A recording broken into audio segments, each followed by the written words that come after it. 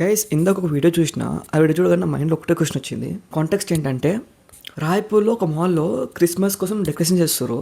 లక్షలు ఖర్చు పెట్టేదానికి లక్షలు ఖర్చు పెట్టినదని విత్ ఇన్ సెకండ్స్ మొత్తం కూల్చేసారు. రిపోర్ట్స్ ప్రకారము ఈ కూల్చింది ఎవరు అంటే మనకి బజరంగ్ దళ్ గ్రూప్ ఉంటుంది కదా, వాళ్ళైతే కూల్చారు.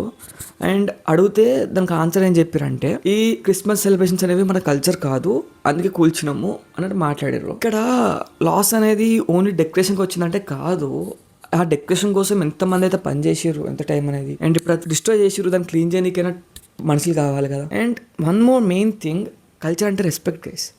కల్చర్ అంటే కో ఎగ్జిస్టెన్స్. కల్చర్ అంటే ఒక ఫెస్టివల్ని ఇంకొక ఫెస్టివల్తో కంపేర్ చేయడం కాదు గైస్. అంతెందుకు మీరు ప్రపంచంలో ఎక్కడికైనా వెళ్ళి ఇండియా అంటే ఏంటి అంటే, అరే భారతదేశంలో హిందువులు, క్రిస్టియన్లు, ముస్లింలు, సిఖ్లు అందరు కలిసిమెలిసి ఉంటారని చెప్తారు.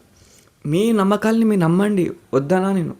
బట్ మీ నమ్మకాల గురించి వేరే ఒకళ్ళ నమ్మకాలని బాధ పెట్టకండి అండ్ ఇట్లా నాశనం చేయకండి, తప్పది. ఎందుకంటే మన బిలీఫ్ మనది, వాళ్ళ బిలీఫ్ వాళ్ళది. మనస్ఫూర్తి చెప్తున్నా, ఇది ఇట్లా డిస్ట్రాయ్ చేయడం అనేది మాత్రం మంచిది కాదు, కరెక్ట్ కాదు. ఎందుకు కూడా చెప్తా. ఇప్పుడు ఎగ్జాంపుల్ బంగ్లాదేశ్ ఇన్సిడెంట్ అయింది. ఇప్పుడు బంగ్లాదేశ్లో ఈ దీపు చంద్రదాస్ అనే వ్యక్తిని చంపారు. ఆయన హిందూని చంపారు, ముస్లిమ్స్ కలిసి ఇదనేసి అన్నారు.